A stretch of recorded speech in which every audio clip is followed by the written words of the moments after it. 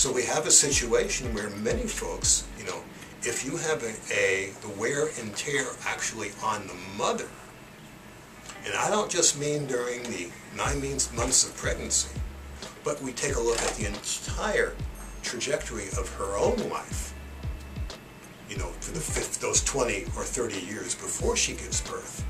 What happens is that even with the best preconception care, you can't expect that 9 months to make up for that wear and tear on her life. And what can happen, that raises the risk of, in essence, in adverse circumstances, literally within the environment of the womb. So that a lot of babies are being born into the world, not born all equal, as the Declaration of Independence and those great words tell us that we are, but in fact some already with a head start over others. And of course, as we know, those patterns again are differentiated by race and by class. Those folks who had a rougher life, generally they're going to have worse birth outcomes. Folks who are poorer, folks who live under the conditions of racism in the United States are more likely to deliver preterm babies and low birth weight babies.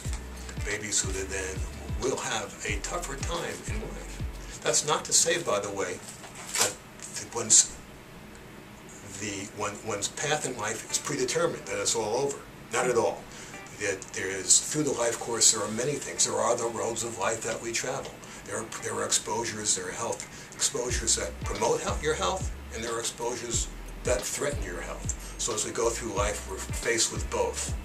And the more, and as we develop, the more, of course, we live in a health-promoting environment, the better our odds are.